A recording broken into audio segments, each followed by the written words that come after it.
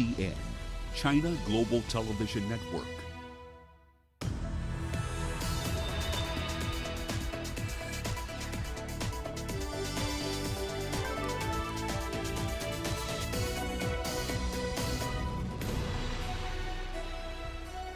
Hello there, welcome to this edition of Global Business Africa. In the course of the hour, we'll run through the business news stories you need to know about from the continent and beyond. But first, a quick run through the markets. The oil trade Nigeria is essentially back in positive territory, up 1.2% on a year-to-date basis, over the 40,700 points level. The index has gone up by at least 1,500 points in the last 4 weeks. FBN Holdings accounted for the bulk of gains today, closed about 7.8% higher. The EGX 30 crossing Egypt still in negative territory on a year-to-date basis, down nearly 3%. Kenya's corporate debt market also continues to show some signs of revival. The Agio-owned ABL has gotten regulatory approval to sell a near $100 million 5-year bond. You're looking at a fixed rate coupon there of 12.25%. The sale for that runs from the 6th to the 21st of October. ABL shares have gone up 8% so far this year, but it's underperformed the NSE 20 since August. Here's what's coming up tonight. Sub-Saharan economies are forecast to grow by 3.5% in 2021. We'll have the data. Burkina Faso set to benefit from a $5.2 million solar power plant. And the European Commissioner for Energy says that the bloc has adequate gas supplies for this winter. Let's start with a broad outlook on the rest of sub-Saharan Africa. The World Bank is looking at the collective economic output of the region to grow by 3.3% this year and 3.5% in 2022. Now, that's buoyed by rising commodity prices, the lifting of some pandemic restrictions, and a pickup in global trade. The 2021 projection represents a 1 percentage point upward revision from the bank's initial growth forecast of 2.3% to 3.4%, made all the way back in April. It's now forecasting that much faster vaccine deployment would actually accelerate the region's growth to 5.1% in 2022 and 5.4% the year after, especially as containment measures gradually ease. Like elsewhere in the world, the sub-Saharan Africa region imposed some pretty stringent restrictions on the movement of persons in the first quarter of last year to limit the spread of COVID-19, and that had the side effect, unfortunately, of throttling trade and other key economic activities, including tourism and transportation. Now, food prices across many an African economy have skyrocketed ever since the start of the pandemic, and that has squeezed the budgets of millions of households across the continent. In Nigeria, annual food price growth has been over 10% since 2016. The most recent print from NBS over there was a 21% annual increase in July. As CGTN's Nick Mudimba now reports, many people having to adjust their spending in order to adapt. The food security situation in Africa isn't getting any better, and households across the continent are feeling the pinch of increased food prices. We visited Doreen Katiba, a mother of 3 boys who's struggling to feed a family in Nairobi, Kenya. Her purchasing power has gone down. She, like many others in Kenya, has had to adjust her budget to keep her finances stable due to the high cost of food. I had to make simple meals in the morning, like I'll make spaghetti and eggs. I will buy Indomie and add with some stew so that I don't have to use so much in buying, 3 breads. How? So we had to cut costs on such things. If it was more cereals, you balance cereal once a week, uji, and the things they love. I have been shopping for a month. Now I do it every 2 weeks. We accompanied her to a local market to see for ourselves how much life has changed for her and her family. She opted to buy leafy green vegetables which are rich in nutrients and also quite affordable. When I have 2 of them, I can make a meal. This one I use for making vegetable stew. But now, because of what has happened, I can only afford 1. It cost up to 45 cents previously, and now it's up to $1 per cup. According to economists, climate change and COVID-19 lockdowns are just a few of the reasons why food prices have continued to go up in recent months. The policies that make it difficult for foodstuffs to move across countries, people who can produce it cheap, or people who can produce more competitively, to where people need them. We need to eliminate that. Rising fuel prices have also worsened the situation in many African countries. Economists now warn that this wave won't be ending anytime soon. The chain is actually overstretched from producers, wholesalers, and of course retailers. It is actually a bad situation. Many of them are trying to fit in for survival. Nick Mudimba, CGTN, Nairobi, Kenya. Google has announced plans to invest about $200 million a year across Africa over the next 60 months. Now, the US tech giant made that announcement at a virtual event where it announced the Africa Investment Fund. Through the program, Google says it will invest about $50 million into startups, providing them with access to its employees, its network and its tech. In collaboration with the not-for-profit organization Kiva, Google will also provide another $10 million in low-interest loans to help small businesses and entrepreneurs in Ghana, Kenya, Nigeria and South Africa to get through the economic hardship created by the pandemic.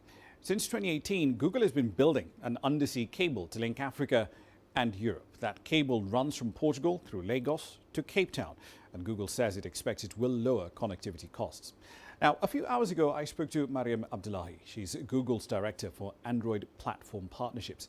And part of this $200 million a year investment push aims to have a lot more Africans using Android Go. It's a slimmed down version of the Android operating system that works particularly well for low-cost devices.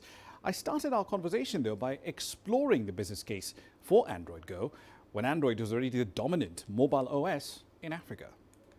So the main rationale behind that is for us to address the biggest barriers for what that we're facing in emerging markets, and particularly in Africa, which is affordability of devices, affordability of data, and lastly, digital skills.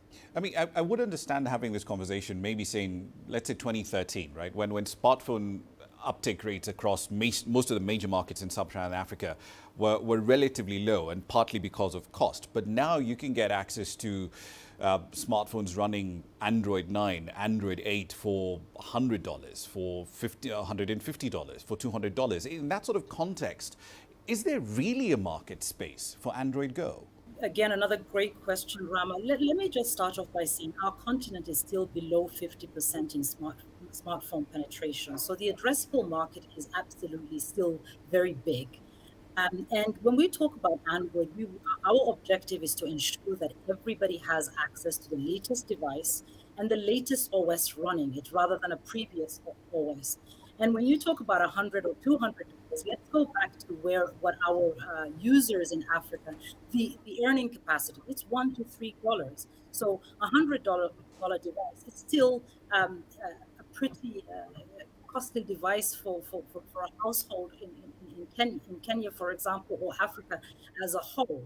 That is why we are partnering with partners like Safaricom, and we announced that Mdogo, which is pay as you go for your device. Campaigns like that will allow the users to be able to join the digital age through affordable means, being able to pay for the devices in an affordable manner through the device financing that our partners are offering.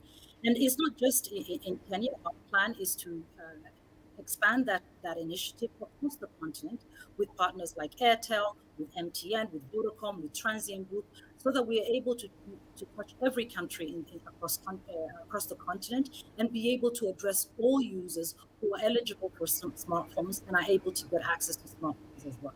I'm glad you brought up Transient Holdings, because they're essentially the biggest seller of smartphones across the continent at the moment. Ultimately, for this Android Go adoption to essentially take off, manufacturers also need to play ball, right? And for a lot of them, their money tends to be in models with much higher margins, most of which run on Android. So what's in it for them? Absolutely. I mean, Transient Holdings is one of our partners, but they're not the only ones. We have a whole host of partners working across the continent of Africa, including HMD, Xiaomi, Vivo, and the likes. But you're right, Transient Holdings does occupy the largest percentage of the devices on the continent of Africa. What is in it for them, of course, they're obviously as we are, which is to ensure that Africans are able to join the digital age through quality devices. But those quality devices have to be powered by the latest operating system that is able to provide secure and affordable access in a quality manner to all of our users. Google, of course, has been right in the center of this trade war, for lack of a better word, this fight over IP access and access to proprietary tech between the United States and China as well. And a lot of these handset manufacturers tend to be based in or owned by Chinese entities. Do you see that as a potential threat to your ability to expand access to smartphones across the African continent? The simple answer is no, Rama. I mean, we are compliant with all of the laws in each of the countries we operate in, and it's very important that we remain compliant with all of those laws. We work with partners from across the globe, not just in China.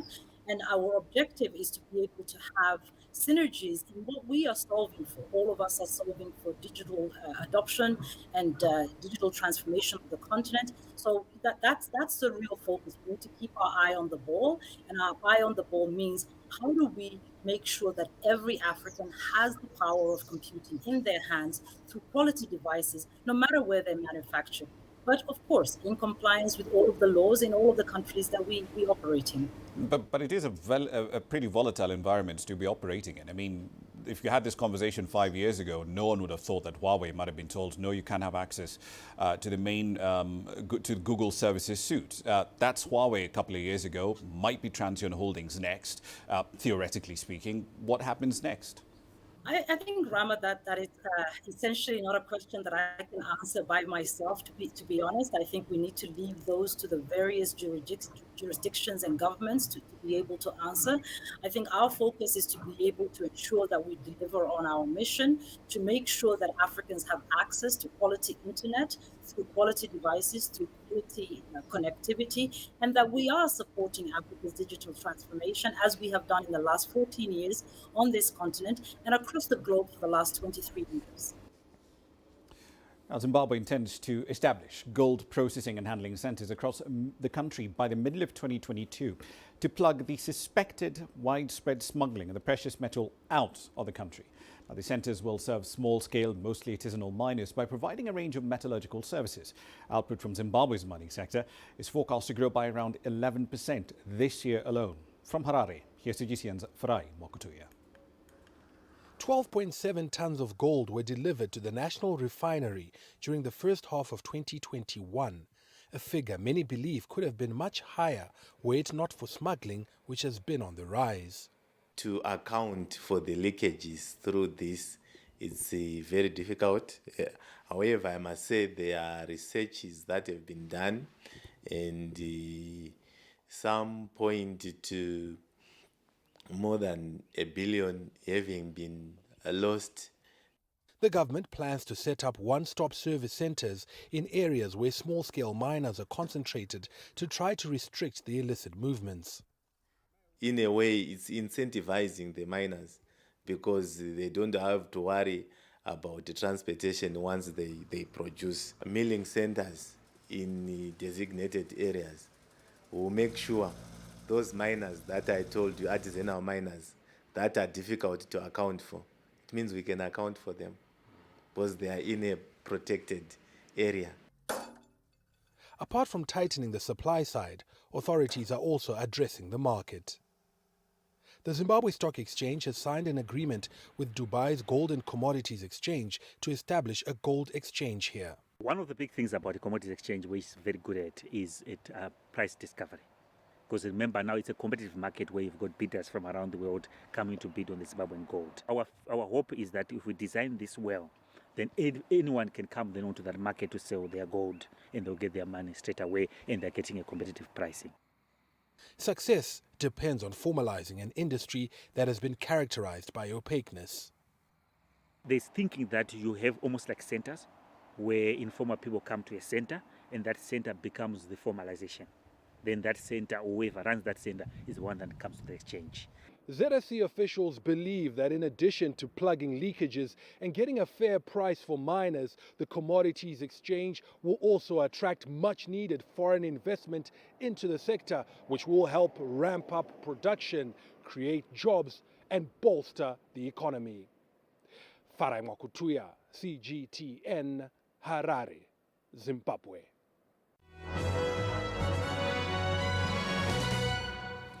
Let's run through some company news. The Kenyan tech logistics startup Sendi has completed a strategic equity investment in Camta, a francophone logistics platform. It's partnered with Mobility 54 Investment SAS, Toyota Susho Corporation, and CFAO's corporate venture capital arm to acquire stake in the logistics firm. Camta currently operates in Côte d'Ivoire and Senegal, and it's targeting to expand to other francophone West African countries by the end of 2022. Airtel Money has announced a partnership with Flutterwave to expand its services to businesses across Eastern Africa.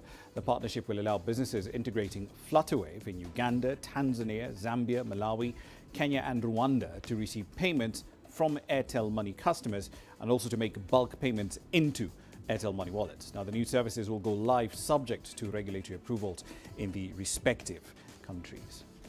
Come's business rescue practitioners say the airline will continue to pursue efforts to cancel a purchase agreement of 8 737 MAX aircraft from the US manufacturer Boeing. Come owns the low-cost carrier Kulula.com, and it also does operate the franchise of British Airways in South Africa. Its original deal with Boeing was wrapped up in 2013, and it got only one of those new jets shortly before the worldwide grounding of the planes between March 2019 and December 2020. And finally, analyst estimates now show that Samsung Electronics is likely to turn in its best quarterly profit in 3 years and record revenue too. That's driven in part by rising memory chip prices and brisk sales of its new foldable smartphones. Operating profits for the South Korean firm are estimated to have gone up to about $14 billion in the quarter ending in September. That will be up 30% year on year and the highest since the third quarter of 2018. That's a run through your company headlines. You're watching Global Business Africa. Time for a short break. Here's what's coming up.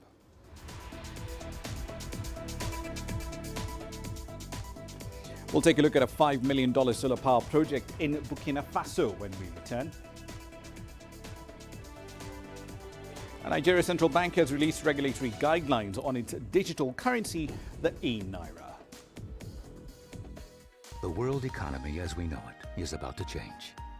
Global business reports highlight emerging markets, developing countries, and dynamic sectors worldwide. We feature top analysts and newsmakers to provide perspectives on every facet of business.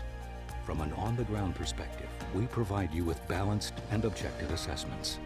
Fast, sharp, and insightful. Global Business. Only on CGTN. Every story starts out like this. Okay. We'll head up now. But beyond the rush of the numbers, there's always a more fundamental question. What happened? Who has been affected? When market-moving decisions are made, who's responsible? And why? Let's get some reaction on ground. Joining us in Johannesburg is Sutra Nairobi. Hello, Nairobi. This is how all stories begin. See how they end. Only on Global Business.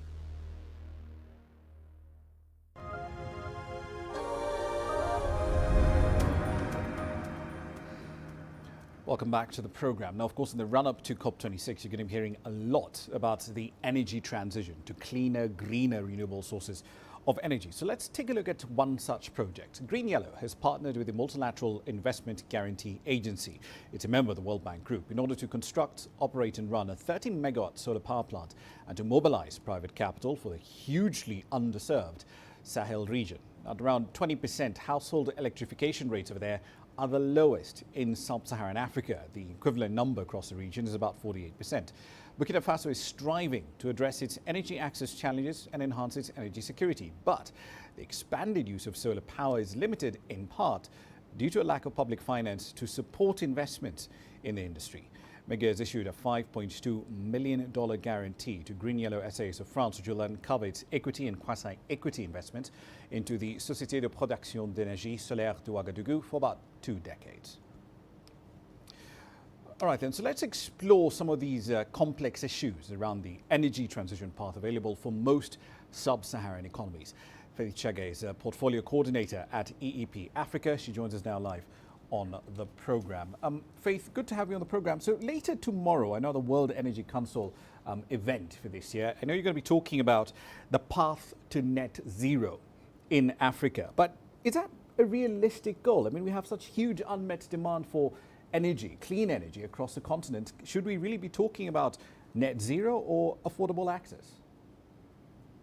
Yeah, so it's a challenging goal for a continent where still about 600 million people live without access to electricity. It again gets more complicated when our population continues to grow, and that growth is outpacing our current electrification rates. So definitely providing access of any source or of any mix to our population becomes a priority for most governments.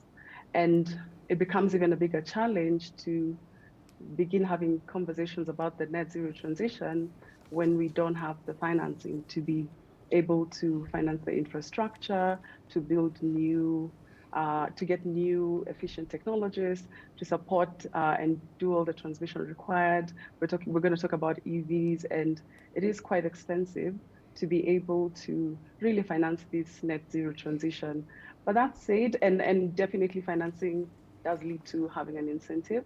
But that said, we are beginning to see a few countries on the continent with a high renewable energy mix. Kenya is one of them. We're now at 70% of renewable energy, and 50% of that is geothermal, 13% of that is hydro. Rwanda is already at 50% of renewable energy, with hydro and solar contributing highly to that. But these are two countries that have had access to more financing than most of the other countries on the continent. So I believe that it is a great ambition to have, and it will take a lot of work to get there, but one size does not fit all, and it will take a lot of financing for us to be able to achieve that as a continent and really be able to balance between getting people out of poverty on one end. We still have very many people living below $2 a day, but on the other end, ensuring that we can leapfrog what other countries have done and get to a point where we can actually at least push as much as we can to get clean energy to our communities. And the fact of the matter is, though, for a lot of these economies in sub-Saharan Africa, as you point out, that the transition path is very different. It looks different in Kenya vis-a-vis, say, South Africa, where 80% of the installed generation capacity is basically based on coal. So in these sort of markets, what does a just transition look like, but also just as important, who should pay for it? Yeah, so one, it has to be human-centric. It has to be, we have to ensure that we're looking at every country, we're speaking to every customer, we're speaking to the beneficiaries, we're looking at the history of every country and really trying to come up with solutions and tailor solutions around the realities of this country. But even more importantly, making sure that at the end of the day, energy is one of the utilities that at the end of the day touches on all the SDGs. It has a capacity to better livelihoods, but we're still in a situation where the poorest continue to pay the highest price for energy. If you look at just the history of solar and mini grids, customers are still paying really, really high prices in the rural parts of the continent for electricity. And so it has to be human-centric, but it also has to be equitable and inclusive. We have to ensure that we're looking at the marginalized. We are looking at the women. We are trying to figure out how do we, as we transition to renewable energy, ensure that people don't lose their jobs. And I think South Africa is a great example. What happens to all those people who work in all those, in all those coal plants? How do we ensure that they have jobs? How do we create a green economy that is sustainable? And with advancing technologies and being in a fourth industrial revolution era, especially where robots are taking over, most of the jobs, and there's just so much innovation going on. How do we make sure that people's lives at the end of the day are better? And as we said earlier, that people actually have access to clean energy. And who should pay for it? It is important that the cost and the benefits of an energy transition are equally shared. And this may demand that advanced countries lay down more than they would otherwise want to, so that others can also have the space to grow and have decent livelihoods. Okay, so let's circle back to one of those, to that energy mix problem as well, because for a lot of households across sub-Saharan Africa, if you look at the main energy sources, given the budget constraints that they have, it tends to be biomass. It's cooking with firewood, it's cooking with charcoal, it's cooking with, what you can find essentially within your local environment. And one of the main things that tends to stop people from moving towards cleaner fuels is cost. So what can governments do to fix that problem? Yeah, one is policies, and I'll give an example of what Tanzania has done in the last 2 years. So they banned the use of firewood for cooking in all government institutions, that is schools, prisons, hospitals.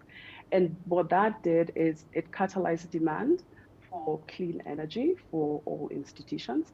Then they took another step where they made sure that there was an entrepreneurial ecosystem where a lot of entrepreneurs are now able to actually make briquettes from waste, that's rice husks, coffee husk, and with the demand, of course, an amazing entrepreneurial environment, there is now uptake of this renewable energy product. But even better is that because the unit economics are now more favorable, the cost of briquettes has gone down, and not only are now institutions using briquettes for cooking, but households can now afford them. So we need policies and an enabling environment for entrepreneurship to be able to thrive and for the unit economics of a lot of these solutions to make sense.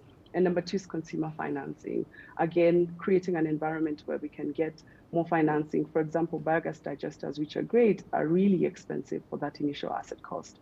So how do we ensure that the MFIs and the really small financing areas where people get, financing for water tanks and all these other appliances, actually also financing clean cooking and prioritizing and those credit sources tend to be also relatively expensive in some respects. I know I'm running short of time, so I just want to move it on to the question of transportation. EVs, we're seeing some interesting things happening in Rwanda with that respect. Rwanda, of course, offered a whole range of tax incentives of zero-rated EVs, plus chargers, plus spares, plus batteries with respect to VAT. They removed import and excise duties. But they seem to be the outlier in this space. There are not many other economies on the continent that are saying, yes, we need to move ahead with this clean energy transition. Let's make it easier for people to switch over to EVs. Is that because for a lot of these governments, the main hook is that if they have a mass adoption of EVs, they end up losing what they're getting from petroleum taxes? Yeah, I think it's very short-sighted of most of these governments, and I think Rwanda has seen the great opportunity here, because if you look at it, and I think we're beginning to see a bit of that happening in Kenya, so most of these utilities are really not performing well financially, and at the end of the day, we're generating more energy than we're able to even transmit. It's the case of Kenya and Rwanda as well, and having EVs on the road means that all this revenue that is, going to all these fuel stations at the end of the day becomes revenue that goes to governments, because they are the ones providing the energy to be able to, keep all those EVs on the road. And I believe Rwanda has seen that opportunity and is really ensuring that there are also good tariff rates to make sure that there is more uptake of and more demand stimulation for electricity. And at the end of the day, they end up benefiting. So I think it is quite short-sighted of most of our governments, maybe uninformed, but I believe Rwanda has done the work and they're really investing in this space. And at the end of the day, they end up reaping the benefits. All right, one last question for you. What's the current thinking around imported emissions as we work our way towards this particular transition? If you're a policymaker, say in Angola or in Nigeria, your biggest export is either crude oil or it's natural gas or LNG, whichever the case may be. But as we make carbon more and more expensive, should these oil exporters be penalized at the same rate as, say, oil exporters like Russia or the United States or the UK? No, I believe the burden of addressing climate change must fall predominantly on the world's biggest and richest emitters, not only on Africa and other poor nations. And the simple truth is that wealthier countries are better able to invest in cleaning up their energy systems. And at the end of the day, a more prosperous Africa will be better placed to build a sustainable energy future that can benefit our people. So they need to really do the work of cleaning up the mess that they have made in the past. Indeed. Again, one size does not fit all. Yeah. It certainly doesn't. Faith Chege, Portfolio Coordinator at EP Africa, thank you very much. Now let's head over to Egypt. The country has lauded its ties with China, which is commemorating its National Day anniversary for a week. As CGTN's Yasser Kimna reports, bilateral and economic ties between the two sides have continued to grow over the decades. Egypt was the first Arab and African country to recognize the People's Republic of China. The close relationship between the two countries was elevated into a strategic partnership by the visit of Chinese President Xi Jinping in 2016. The relationship between China and Egypt it was depth and more than 65 years. Actually, we have so many relationships from the history. From that history, we have so many collaboration and cooperation between the two governments. And now we can say these relationships are more deep and deep now. Ahmed Shiha, a former member of the Chinese-Egyptian Businessmen Association and an electronics importer from China, says the close ties have been reflected on rising bilateral trade. China is the main trading partner for most countries, including Egypt. Our imports from China are worth $16 billion and our total imports are $70 billion. So China is our main partner in trade, agriculture, industry, and most of the other economic sectors. Investments by China have more than doubled to $8 billion in the last 4 years. Chinese companies are major developers in constructing Egypt's new capital. China is a main player in the North African country's first monorail, electric train, and other public transport projects, as well as partnering in the first locally produced electric vehicle. The outbreak of the COVID-19 pandemic has brought the two nations even closer, as China helped Egypt secure much-needed equipments and vaccines to combat the virus. We now speaking about manufacturing of the vaccine, the Chinese vaccines in Egypt, and it was a part of this deep relationship between two governments. It was a unique cooperation in this field, especially with COVID crisis and COVID pandemic, as the industry of vaccine and the collaboration between the Ministry of Health in Egypt and the Chinese side was so marvelous and unique. But experts feel there is room for more bilateral investments going forward. Egypt has become an attractive destination for investments in the region. Egypt is stable politically, economically, and has good security. We have free trade agreements with 70 countries. We are calling for more Chinese investments in various sectors such as logistical services, transport, manufacturing, and trade. Egypt could be China's gateway to the region, Arab countries, and Southern Europe. And with the North African country a focal point on China's Belt and Road Initiative, economic ties between the two countries are destined to grow even stronger in the future. Yes, Hakim for CGTN, Cairo. Nigeria's central bank has released the regulatory guidelines for its digital currency, the e-Naira. These guidelines apply to all financial institutions that are handling it, plus also the users of this digital currency. The e-Naira, as you might recall, if you're a regular viewer of the program, was due to be launched last week Friday before the central bank suddenly announced its postponement to a later date. Here's CGTN's Deji Bademosi with more. Even though the Central Bank of Nigeria did not give any specific reason for the postponement of the much-anticipated launch of the e-Naira, reports say it was because of an unexpected surge in visits on the website of the e-Naira. At some point, the website recorded 1 million hits moments after going live, and that is a clear indication of the enthusiasm with which people have embraced this whole idea of the digital currency.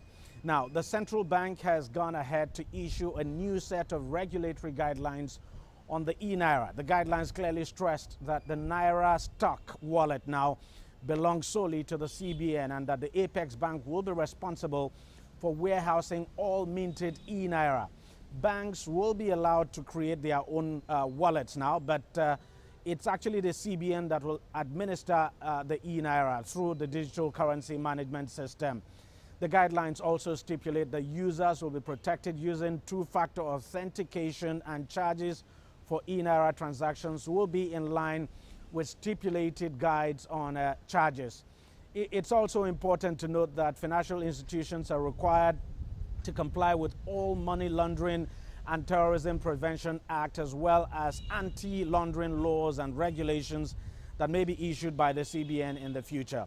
The CBN has also set up a consumer complaints desk where an e-Naira user can lay complaints to resolve any issue that may arise.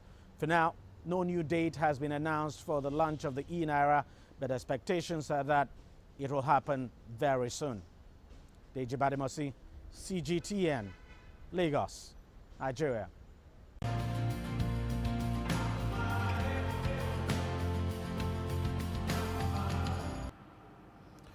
Now continuing Belt and Road Initiative series African Voices, we focus on the Ethiopia-Djibouti rail line. That project was completed with the support of China, and it's contributed significantly to passenger and cargo transport between the two countries and beyond. As CGTN's Kirum Chalana reports from Addis Ababa, the railway project has proven to be a game changer. Thousands of containers transported from the port of Djibouti to this dry port located just a few kilometers outside of Addis Ababa. Ethiopia's requirements from heavy machinery to everyday goods shipped here. Thanks to the Ethiopia-Djibouti modern railway, a process that lasted days and cost down arm and a leg has been reduced to hours, saved on cost and enhanced safety and efficiency. Ethiopia's history as a landlocked nation has changed once and for all. Since the independence of Eritrea from Ethiopia, we just happen to be landlocked country. And this railway especially connects the Djibouti port, which is almost equal in distance to the Assab port. So for us, changing this landlockedness into landlinkedness by railway, professionally, in railway industry terms, we call it landlinkedness. So after having this railway, for us in the industry, we feel that Ethiopia is no more a landlocked country. There are a lot of containers stored at Djibouti port. So this railway is helping by facilitating the transportation of these stored containers from Djibouti port to the city centers, to Mojo, and also to Ndode, our freight station near to Addis Ababa. Commissioned about 6 years back with funding and expertise from China, the 700 kilometers rail track transports passengers and goods every day from the heart of Ethiopia to Djibouti and vice versa. Other than containers, we also transport very critical commodities like fertilizer, wheat, and also steel. China's Import and Export Bank injected billions of US dollars into this mega project. Ethiopians have held China for the fact that they, alongside Djiboutians, have reaped big from this key Belt and Road Initiative flagship project. The Chinese financing came not only with infrastructure building, but they are committed to operate this railway for the initial phase, because this railway is a standard gauge and it is electrically and environment friendly, using very intensive technology. It needs some kind of learning period from the Chinese counterparts. Beyond this railway, China has proven its commitment to Ethiopia on many other fronts. Aggressive investment in the road, industrial development, and health sectors, to mention just a few. The Chinese are real friends of Ethiopians, and of course to Africa, the Chinese, their contribution, cannot be explained. We are a true friend of these Chinese people, and the Chinese government is doing a very much encouraging work to help the country. Ethiopia is eager to see more projects associated with the Belt and Road Initiative as they march together into a prosperous future with shared goals. The story is now becoming similar for the rest of Africa too, when it comes to China's unwavering partnership with respective African nations. From neighboring Kenya to Nigeria and Senegal, the hallmark of people-centered Chinese investment is seen everywhere. Many say an infurious President Xi Jinping's Belt and Road Initiative, launched in 2013, will transform the world like never been seen before. Grumtara CGTN, Addis Ababa, Ethiopia. You're watching Global Business Africa. Time for a short break. Here's what's coming up.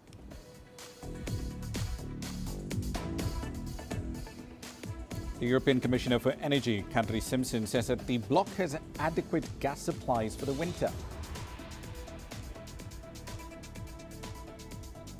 And after being delayed by the COVID-19 pandemic, the Dubai Expo is finally underway.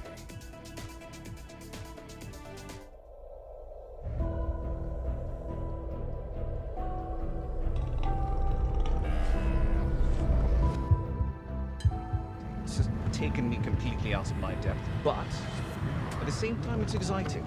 It's new, it's different, it's a challenge. It's really exciting.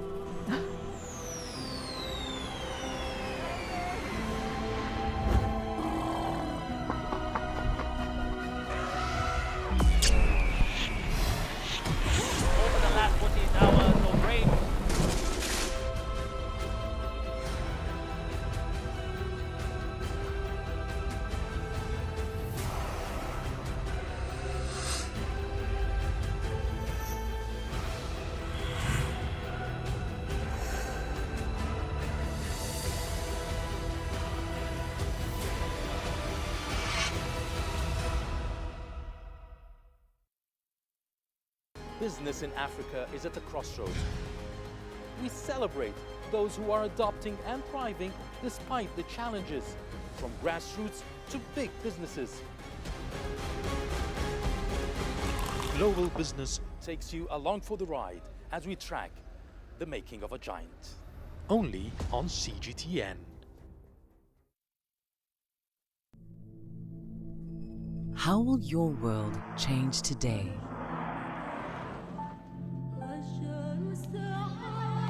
What happens here? What happens there?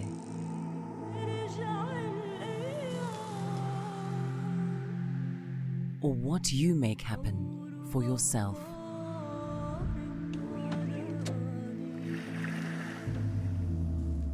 If it matters to you, it matters to us too.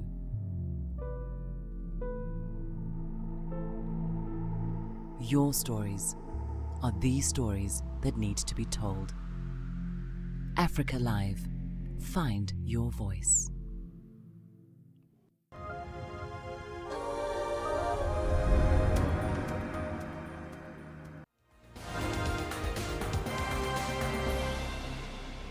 Welcome back to the program. Let's run through some of the stories making your headlines at this hour. Starting in Mali, the country's foreign minister, Abdoulaye Diop, has summoned France's ambassador to Bamako.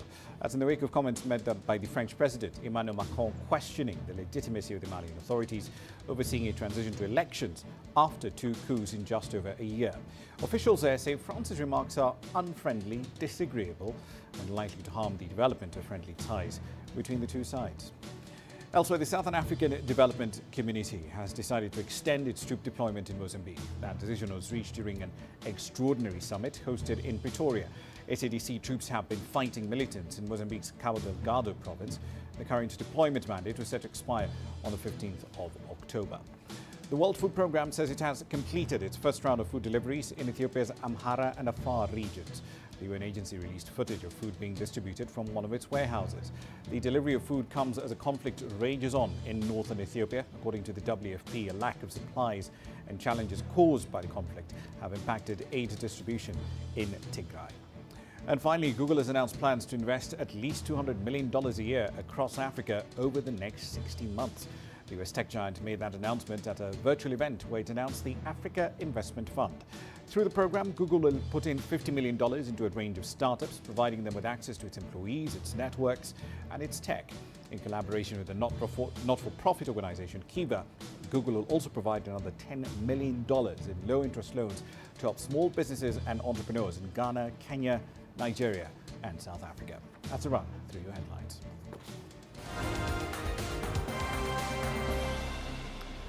Away from the continent now, the European Commissioner for Energy, Kadri Simpson, says that though the bloc has adequate gas supplies for the winter, the surging prices show the need to move quickly to switch to renewable sources and also to reform the EU gas market.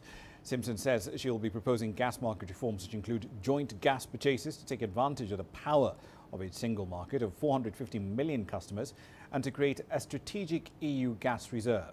She's argued that the long-term response to high gas prices is to increase production from renewable sources. Last year, member states with the highest share of renewables in their mix had the lowest wholesale electricity prices, with several cases of negative price on the day-ahead market. We believe this framework is sound, but we see the challenges, and we are ready to launch a study with ACER on the current electricity market design and its ability to deliver a lower cost and secure transition to a net zero energy system. It's essential to strengthen Europe's preparedness and resilience to price hikes. We need to invest in flexibility and storage to integrate more variable and renewable energy in the electricity market. We need well-functioning and liquid gas markets in the transition, ready to integrate growing shares of renewable gases. Senior Chinese and American officials have been holding talks in Zurich, Switzerland, in a bid to reduce bilateral tensions. The Chinese delegation is led by senior diplomat Yang Jiechi. They have been meeting with the U.S. National Security Advisor Jake Sullivan and his team. These are the first face-to-face talks between the two sides ever since the key summit in March. Last month, the Chinese President Xi Jinping and the U.S. Head of State Joe Biden agreed to this meeting during a phone call. The U.S. Trade Representative Catherine Tai this week unveiled the Biden administration's long-awaited strategy for the troubled U.S.-China trade relationship. Tai said she planned to talk with the Chinese counterpart in the days to come about the country's commitment under the Phase 1 trade deal on a range of other issues. CGTN's Zhou Jiexin spoke to some Chinese analysts for their views. Catherine Tai used the phrase durable coexistence to describe U.S.-China economic relations, suggesting a more constructive approach to the issue. And the shift in tone is welcomed by leading Chinese experts. The Biden administration, I believe, comes to understand the reality of the U.S.-China comprehensive and mutual beneficial relationship, especially in the field of the commercial relationship. I think coexistence at least means that the two sides are not trying to replace each other. Of course, I think there are some aspects should be reset. This year, both experts have been invited by the Center for Strategic and International Studies, the Washington think tank where Tai spoke on Monday. The trade representative said Washington will begin a tariff exclusion process, and its objective is not to inflame tensions with China.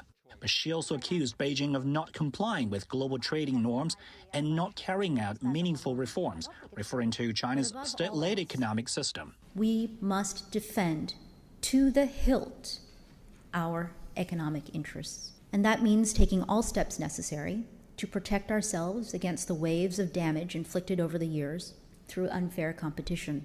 But experts say Washington's narrative is not valid, given China's involvement in global trade. In the late years, China and the EU reached agreement on the comprehensive agreement on the investment terms, right? China also became an important part of the RCEP. More recently, the Chinese government decided to open further by applying for the membership of the CPTPP. So I think Washington should have received this positive signal from the Chinese side. I think the Chinese economy is a socialist market economy, but we strongly believe that the state plays a very important and positive role in economic development and also social governance, especially as indicated in the pandemic. A strong government is very, very important in terms of protecting the safety of people and also protecting the functioning of the economy. We should not demonize the role of the state in economy. China and the U.S. signed the Phase 1 trade deal in January 2020, aiming to end a tariff war that began in 2018. Despite greater imports from the U.S., China says full implementation will require both sides to work on creating a better atmospheric conditions. And there are hopes that higher-level talks will ease bilateral relations and help lift tariffs. Zhou Jiexin, CGTN, Beijing. Expo 2020 is currently underway in Dubai after being delayed for a year due to the pandemic. The World Fair is a chance for countries to showcase tech, innovation, culture and art. Close to 200 nations are hosting pavilions over there. Jacob Greaves takes you inside on what's hot tonight. It's a timeless classic given a 21st century twist. A 3D printed version of Michelangelo's 16th century marble statue of David. The reproduction was done with very sophisticated technology that are used in space, and finished by artisans in Florence that have covered the statue with marble powder. So it's a mix, an interesting mix of high technology and manual artisan work. An Italian media report picked up by outlets around the world had alleged certain parts of the sculpture were strategically hidden from public view owing to regional sensitivities. But the Italian pavilion rubbished the claim as fake news, saying nothing was censored and the artistic design always intended to give a different perspective of the masterpiece.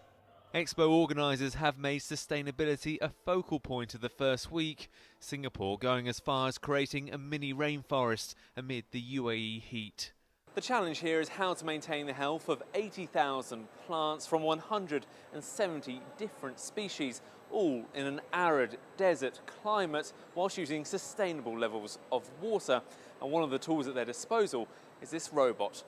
Is a prototype being used to monitor the climate's humidity and plant health.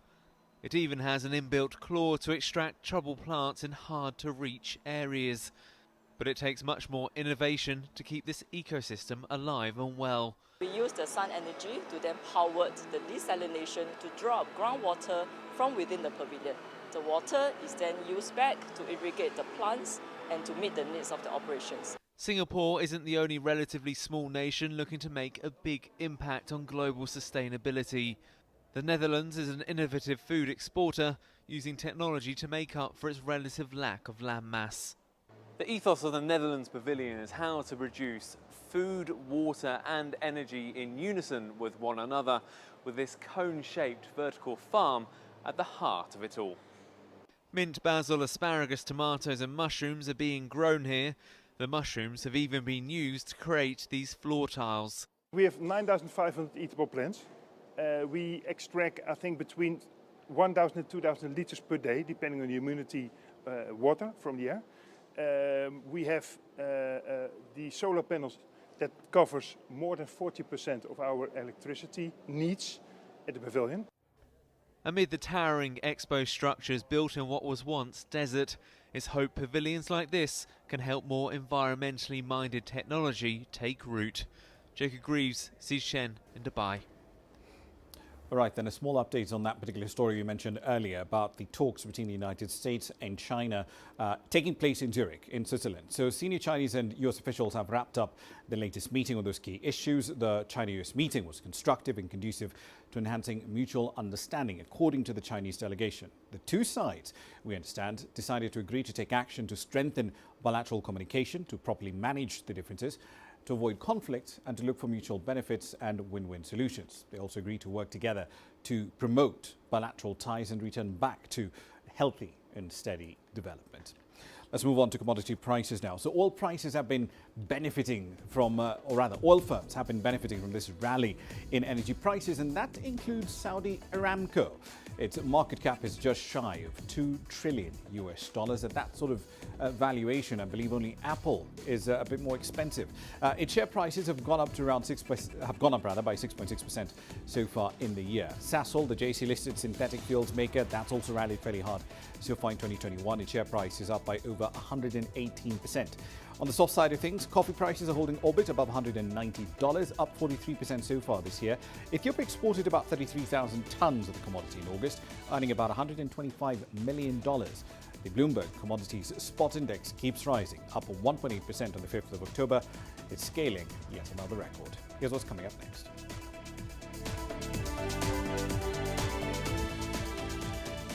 Nigerian contemporary art is steadily gaining traction around the world.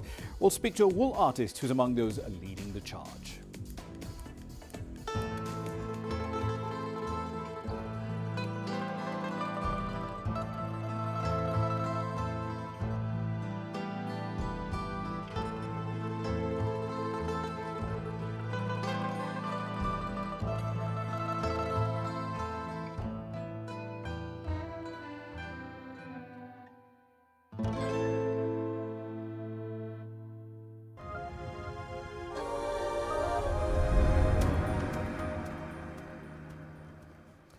Welcome back. Nigerian visual artists continue to push the boundaries of creativity.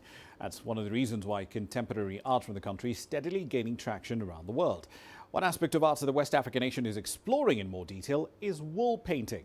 Here's CGTN's Kelechi Mekalamba, that story on Grassroots. Yarn after yarn, Inubong Itu painstakingly begins the process of creating a masterpiece. The 34-year-old graduate of economics had a growing passion for art and a quest to improve on the aesthetics of painting. At first, it took 6 months to finish his first piece, a monochrome painting. And 6 years later, Inubong is enthralled by his mastery in the art of wool painting. I like the feeling that comes with trying something new, especially something, that fondness you have for a particular skill or adventure. It's just unique in its own form of existence. Yeah, I think it's a value that's placed on it, not just from me as the artist making it, but the value it receives from the viewer standing there and just basking in the colorful radiance of that piece. It has that uniqueness. Inubong sources all his materials locally.